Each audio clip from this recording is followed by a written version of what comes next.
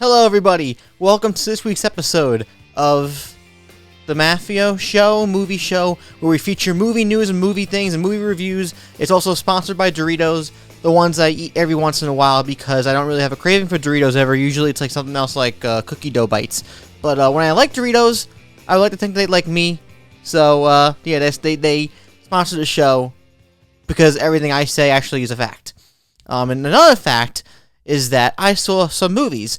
Another fact is that I am a human being. And another fact is that people are stupid. Hence what I wrote on today's board. What's wrong with people? Because Ariel is black now. And it's a big deal. Yeah, it's a big deal in a good way. It's awesome. We can't have ethnically diverse characters in this world. Ariel was white in the cartoon. She should be white in real life. No, you stupid idiot. It's okay if she's different. If she could be Asian, white, black, American, Croatian, African American, it doesn't matter. If they like the actress or actor playing the role best in whatever they saw in the audition room, they have the right to do that. Why does it matter what color she is? What's wrong with people in this world? Who cares? Who cares? I got really angry about that. I'm not even that invested in the Little Mermaid. I just think the idea of people getting this angry about that casting news, it's stupid! Anyway, off my tirade. This week I wanted to talk about Spider-Man Far From Home. There wasn't really, again, like last time, not any big news stories I wanted to really talk about besides what I just mentioned now, because I said what I said already. I made my peace. If you disagree with me, I want to know why. But I just think it's silly to argue about that. Netflix is apparently cutting off budgets, mid to high budget movies, because Triple Frontier didn't do well enough for their liking, and that's sad. Because they should be able to, but I understand how it is. You're a business, you gotta stay around, and with Disney Plus coming out soon, you gotta do what you gotta do and try to keep the competition flowing. If you gotta cut the budget for certain things and make more indie level movies, then that's what you gotta do. But it would be cool to have more successes there, but when the risk doesn't pay off with a reward, I get what is happening. I get it. But yeah. I saw Spider-Man Far From Home, and I've mentioned it 100,000 times on this channel, but I will do it again, because I don't mind doing it. For anybody who doesn't know me, is watching this for the first time, whoever it may be, context is always important. I grew up with the Raimi movies. I really love the first two. The second one is one of my favorite movies of all time, let alone my favorite Spider-Man movie. But I do think Spider-Verse is second. It's like right there. They're both, it's apples and oranges, but it captures that beautiful emotion and tone that I always wanted in a Spider-Man movie, and it's a beautiful love letter to Spider-Man in general. So yeah, I love the Raimi movies -3, which I don't think it's a bad movie, but there's things I appreciate about it. There are things I appreciate about the Andrew Garfield movies too. I appreciate Andrew Garfield. I appreciate that cast. I think Mark Webb did what he could when he wasn't being butt-throwed by the. Is that a word? No, it's not. When he was being, manipulated, annihilated, threatened, or pushed around by Sony, because that's what I assume happened with a lot of this, with these two movies that he got. He never got that third one, but that's because Sony went off the rails with the whole Sinister Six thing. They were trying to do too much and keeping up in competition with Marvel, because at the time they had done the Avengers and they were doing great, and they were like, we have to have our own universe too, and they failed, and that's how we had Tom Holland in the MCU in a negotiated deal between Sony and Marvel Studios, Disney, that they could do these movies together and cooperate and collaborate and all that fun jazz. So then, yeah, Homecoming came out. It's a fine movie. I enjoyed it when I saw it in theaters. I enjoy it when I see it on TV and when I have it on Blu-ray. It has elements that I like a lot. I love Tom Holland in the role. I love that he's younger, and I love this iteration of Spider-Man being a kid, kind of growing up in like a Daniel Radcliffe type of way, where you're growing up with the character, if not, or you're learning things through the character. And they kind of do that in this movie too, but he's becoming Spider-Man over the course of these movies: Civil War, Infinity War, Endgame, Homecoming, and now Far From Home. And I won't get into spoilers yet, but yeah, I enjoyed Homecoming. It's a fine movie. It's a fun MCU movie and does what it has to do to be an entertaining flick. I don't think it breaks any ground. It doesn't have to, but it doesn't really do for me anything that the Raimi movies did, because in a weird way, the palette of Marvel, everything has to look similar or the same, so there's not a lot of personality. There's personality in these characters and the tone and the humor, but overall, the scope of it, there's not a lot of identity with this version of Spider-Man, in my opinion. They're just fun romps. There are good moments of emotion, a lot of surprises, but I don't think these movies are doing for me what those older movies did, even Spider-Verse. They just don't have that thing. They're all right. They remind me of, like, I don't know, something you would get for dessert. Like, it tastes good, but, like, I had no desire to return to it immediately. It's a filling. It's filling. I think I've come to terms, too, to accepting the idea that this just isn't my Spider-Man. I grew up with my Spider-Man. That's the Amazing Spider-Man cartoon show from the 90s with that crazy, like, synthy, like, remember the Spider-Man, radioactive Spider-Blood, that, and the Raimi movies. Those are my Spider-Man movies, and they always will be. And it's like people who grew up with Superman, Christopher Reeves is always going to be Superman to a lot of people. And for a lot more people now, Henry Cavill is their Superman, whether they like them or not. They grew up with Henry Cavill. But there are people out there, a lot of people, who really think that Tom Holland's Spider-Man is the best Spider-Man. I can see where you're going with there. When people start mentioning and throwing around demeaning words towards the Raimi movies, though, is when I have to draw a line, and I get annoyed, because people say, ugh. See, I'm so mad that I just dropped my phone, and I'm not going to pick it up because I have to let the show go on.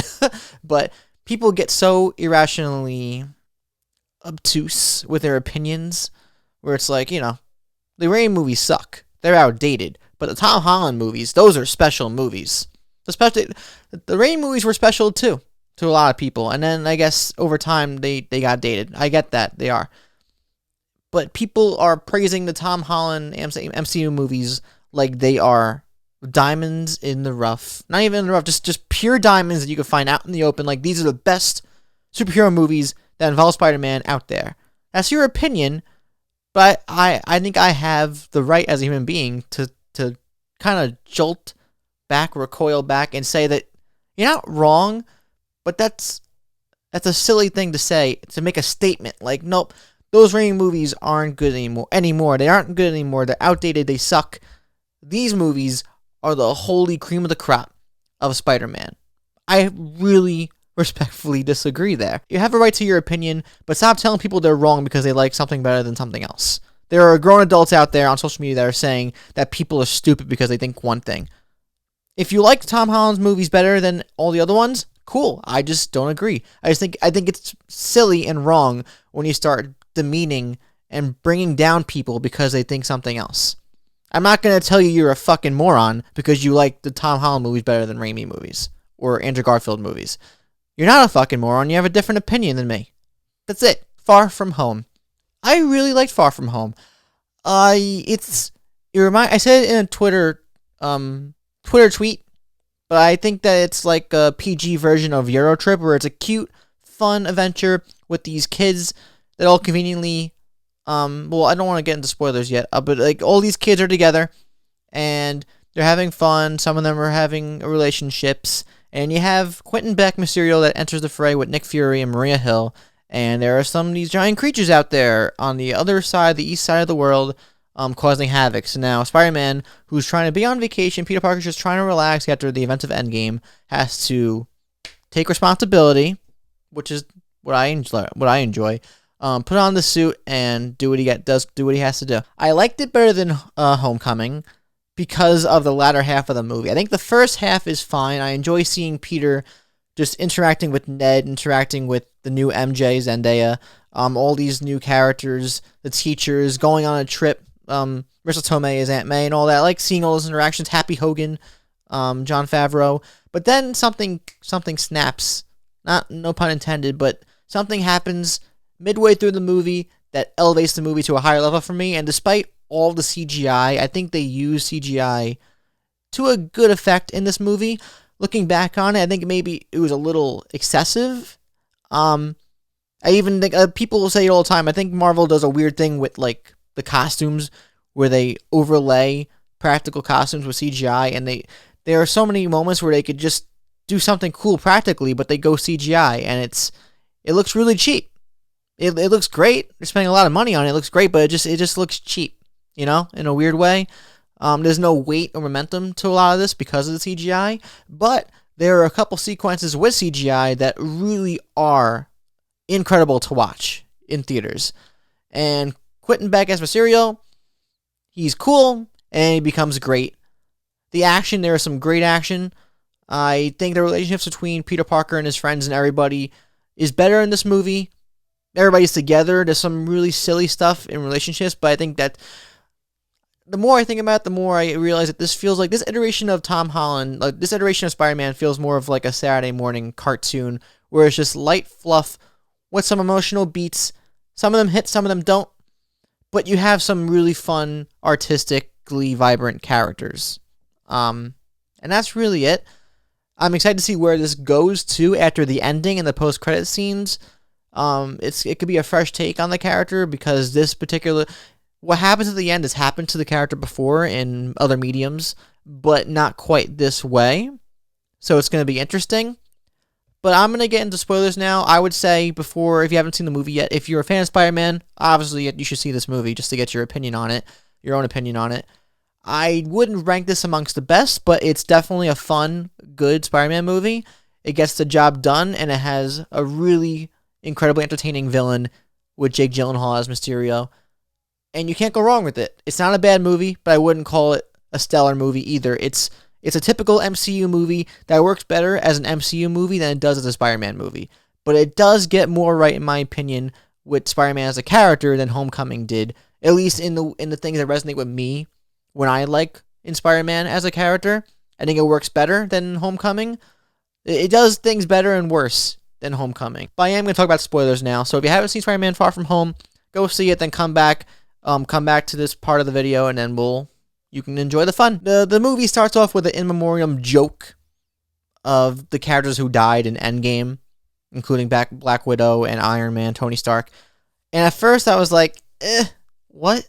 But then I realized what they were doing with the whole, because it was made by the kids in Midtown High who have incredibly comedically terrible editing skills. I can relate. But yeah, I was like, all right, I get it. It's they mean this in a nice way, but it's silly because they're trying so hard to make a nice tribute, but it's a high school editor and it looks terrible. So in the tone of this universe in Spider-Man, it works as a joke. But I can see how it could turn off a lot of people, and I know it has because I've seen it on Twitter that people don't like that. And then you get the whole rompiness of the, MJ and Peter Parker. Peter Parker wants to ask out MJ, but he's nervous. And then Ned wants to be a bachelor because European girls love American boys. And then he falls in love with Betty Brant on the plane, and that whole thing with the babe. Hey, babe. Hi, babe. Happens. And, that was cute. Peter Parker trying to get he's trying to get the plan together while he's in Europe. That's cute. And you get the whole Nick Fury and Maria Hill thing, which, by the way, is a cool thing that is actually the Skrulls and Talos from Captain Marvel, because the entire movie, you would think after the events of Endgame, why would Nick Fury and Maria Hill, first of all, fall for the tricks of Quentin Beck Mysterio after what they've been through? They both would not be as quick to just trust this guy and call him out on his bullshit. But it would happen maybe with the Skrulls because they're not as experienced with the whole thing. They're just kind of taking over while Nick Fury's up in space trying to find other intergalactic enemies, But yeah, so you have the whole cute. The first half is cute. It's fun. It's enjoyable. It's got some nice, lighthearted jokes. And then, as much as I didn't really believe in the betrayal of Quentin Beck on Peter Parker's side, because despite his naivety, I think the moment doesn't hit the way it should, but it does make way for a great expository scene of Jake Gyllenhaal just going off. You find out that guy, who apparently is the kid from A Christmas Story, I didn't know that was the guy from Iron Man 1 who got yelled at by Obadiah Stane about, Tony Stark build this in a cave with a box of scraps. And it was a cool way to bring back a movie that was over 10 years ago back into the fray. and also connect the whole Tony Stark thing. Again, I've accepted this is my iteration of Spider-Man, so the whole Tony Stark mentor thing, whatever. You're not gonna make big Uncle Ben a big deal? Fine. I don't. At this point, I've shut myself off. Like, I get it. I used to be mad about it, but I'm not anymore. But more connections to Tony Stark. And then you have Quentin Beck in full crazy Mysterio mode. And you get his backstory is very similar to the comics, which I thought was cool. And they actually do it in an interesting way where it connects the Civil War with Tony Stark's technology of barf. And he created that, but he got fired, so he went nuts. And now he wants the whole world to see what he's made of, because he's an artist with the holograms and all that, and he has this little team, and he's just full-on nuts, and he wants to kill Peter Parker, Spider-Man. Is that the arc? That he learned spider sense, and that he can't fully trust everybody he meets, because not everybody's a good person, like a Quentin Beck. But yeah, I think that scene where Quentin Beck just talks about his plan, like, I want to thank you, and I want to thank you, and we're going to take down the blah, blah, blah. That's when the movie gets really good for me. At first, it was another Homecoming where I was like, yeah, I'm enjoying this, but it's not really doing much for me. The second half, starting from that point, is when I actually really enjoyed and thought of this movie as something more than just an entertaining romp. Because Jake Gyllenhaal is that good in the role that he makes the movie far more entertaining, along with those sequences, which remind me of a Saturday morning cartoon, which I mentioned before, which was almost entirely CGI. I have to imagine it was 95% CGI, but it looked really great. And it was awesome and trippy and wild, and it captures the brilliance of the character of Mysterio in a way that I never thought I would see in a movie. Like, even think, I'm like, you could do a lot with Mysterio, but I wasn't expecting what they did there. Which is, I can't even, thinking back on it, I had to see it again, because I couldn't even process in the moment, because so much was happening so fast. There's a part where you see a giant Mysterio arm, and I'm like, oh, it's like in the N64 PlayStation 1 game, where he was like a giant character, and he does that in the comics too. And there's a lot of stuff like that. And the ending, I think, with the drones on London Bridge was a little too... That's where I think the excessive CGI really bothered me. But the sequence of seeing Spider-Man being more aggressive and using his spider sense at the very end in the hallway, like, that was one of my favorite parts of the whole movie, of him getting a hone of his spider sense, or his Peter Tinkle, as they call it in this movie, and just kicking Mysterio's ass. But then he almost dies, but he goes, no tricks this time. And that was a moment that I really, really liked, where you just, you see, oh, he wasn't done yet with the tricks. He almost, shot Peter in the face, and he's like, no, he was prepared for that. Mysterio just has, 100 tricks and contingency plans up his sleeve. So even when you think the battle's over, it's not. So it's cool in the sense that you're always on your toes as an audience member, because you never quite know what's real or what's not. Especially in the second half of the movie, I mean. Once you get the full Mysterio. The elemental stuff was silly. And I always even the elemental fights with the fake Hydro Man. It was all more beard scratching ASMR. It reminded me of a Thor: The Dark World, where I was passively watching Spider-Man and Mysterio interact and battle these elementals. But in the back of my head, I knew that because me as a fan, I know where kind of this is going, and it also took away a little bit from the weight of that. But my brother was fully shocked by everything, so I guess it worked. And if it worked for him, it must have worked for a lot more other people, you know? But yeah, the whole first half of the movie is just But I think it'll be better going into it a second time, third time, fourth time, and so on and so forth, knowing what's coming in the second half of the movie, which is far more entertaining than the first. But the first half, it's like two different movies, kind of. But yeah, the second half is a lot more of the movie that I was looking for a Spider-Man movie, and it really takes the responsibility. That scene with him and Happy Hogan, even though they're really leaning into the whole Iron Man, Spider-Man thing, where he's just taking up the mantle of Iron Man, and he's supposed to be his own person, but somebody else mentioned in another video that they played the AC/DC, and he's building his own suit. He's Spider-Man, yes, but they're definitely not shying away from him being the next Iron Man, as they said in the marketing material. It seems like the arc for Peter Parker in this movie is that, yes, he has to be his own man, but now that he lost his mentor, he has to step in the shoes of his mentor and be bigger than the person that he already is now, despite everything he's been through already in his life, in his young life.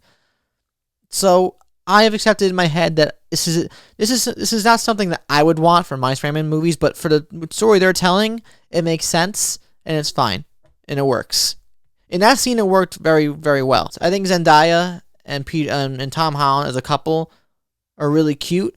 I think it mostly works in the movie. It's kind of like the Amazing Spider-Man relationship in the first movie, where it's just a lot of like giggles and awkward teenage angst, and that it worked in this movie. It did. In my opinion, there's a lot to build on that, and what I saw in the last scene of them swinging around, if there's more of that and them having a relationship now and building on that, I hope they build on that more in the third movie and don't just treat it as like some joke. Like a lot of the aspects of these movies seem to be treated as more humorous than emotional. And there's a lot you could do emotionally with this Zendaya version of MJ, which also I think Oscorp is Avengers Tower now. Or it's the Baxter Building, because they had the construction walls up in front of Grand Central Station, and it said, we're excited to show you what comes next, and it's like a 1, a 2, a 3, and then a question mark. It's either Oscorp or it's the Fantastic Four. It's one or the other, and I think we're going to learn sooner than later what exactly is going to be happening in Phase 4, because it's literally, Phase 4 starts next year already. Yeah, they're not taking a couple years of a break. Are you kidding me? They got to put out 2 or 3 more movies a year. What is this? What is this, a joke to you? A joke? But yeah, and then you get that post-credit scene where you find out Mysterio, it wasn't done, even though he's dead, which I don't think he's dead, but he's dead in this universe right now, and he releases the information to the world that Spider-Man is Peter Parker. And I think this information, I think the guy from A Christmas Story in Iron Man 1 took the USB card, the USB stick card, whatever, and he probably edited the footage together and he put it out there. For the DailyBugle.net, who is also introduces us to the new J. Jonah Jameson, played again by J.K. Simmons, which made me flip out. And I wonder if they're going to use him more in the next movie or in this universe, or is it just like a cute way of showing fans that yes, we know we can't recast J. Jonah, so we're just going to bring him back because he was just that good in the role. So I guess we have a world now where Peter Parker is known by everybody as Spider-Man. So we'll have to see the ramifications of that. I thought there was going to be a whole thing with Aunt May knowing that her nephew is Spider-Man. And no, it's just, she's cool with it. And she's not worried about him. Or if she is, we haven't seen that because it wasn't addressed in any scenes. If anything, this makes Peter Parker's world a hell of a lot more dangerous. But if they're going to treat it in a lighthearted way or a more gravitas, weighty type of way, we'll have to see. But yeah, again, Far From Home, I enjoyed it more than Homecoming, but I wouldn't go as far as to say that it's a great Spider-Man movie or even a great movie in general. It works in conjunction with the MCU story that's being told continuously after Endgame, and just in general, it furthers the universe a little bit. You get more from Peter Parker. And now he knows his spider sense, and he has a cool new Alex Ross colored suit with the black and red. But I would venture to watch this quicker than I would to watch Homecoming, because I enjoyed it more as a Spider-Man movie in general. But I still think that if you're looking for cream of the crop Spider-Man, in my opinion, you can still go to the first 2 Raimis and Spider-Verse. And that's really it. But yeah, I would recommend seeing it if you're a fan of Spider-Man in the MCU. If you've been watching movies since the beginning or ever, of course you should go watch this, because it's the end of Phase 3 and it's only ramping up for whatever they have planned for the next phase. I don't know how much further they can go. We can get into that in another topic, but superhero fatigue, I don't think it'll ever happen as long as you're telling interesting stories. But at some point, there has to be a declining moment for the MCU where it doesn't quite do the numbers that it's used to doing, and it's going to have to reinvent itself. Because so far it hasn't. There's been a few mild road bumps, but it hasn't really had that moment where we realize, oh, so the glory days are over. Because it still seems like Endgame seems like the Endgame, but it's really not. General audiences don't even have a clue, but they've been planning movies for the next 5-6 years, which is nuts to me, but that's how these movie studios do it now. So we'll have to see what happens next. But anyway, yeah, Spider-Man Far From Home, enjoyable movie. I say go see it.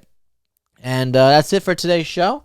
A little bit longer today, but yeah, thank you for everybody who watched. Thank you for still being here. If you're still here, subscribe to this channel if you haven't already. Ring the bell. Comment down below what you thought of Spider-Man Far From Home. Did you enjoy it? Where do you rank it amongst all the MCU movies and the Spider-Man movies in general? And are you excited for what comes next, given what happened in the end credit scenes and the end of the movie, and so on and so forth? I'm John Maffio, aka MaffmanJones. Find me on all social media platforms at MaffmanJones. And I'll see you for the next show, where hopefully there's no baloney happening on social media because an actor is a different color being casted in a movie that's well regarded with another color for that character. No, what am I kidding? Of course there will be, because people are stupid. Some people are stupid. I think it's okay to say that. Simply put, everybody has a right to their own opinion, but I think there is such thing as terrible opinions. And what I'm saying is that I think it's stupid to say, you're wrong because this, and this. What you should be saying is, I disagree with what you're saying, and here is why. And I have no way to tell you that you're wrong, because in your opinion you're not, and that's fine, but this is how I feel. And that's it. You can't just tell somebody they're wrong flat out, and if they disagree with what you're saying, then they're a moron. No, that's not true. Why are we still going over this? It's almost 2020. We're never going to get over this, are we? This world should just be destroyed by a meteorite, please. Please, we don't deserve this. See you guys next time. Woo!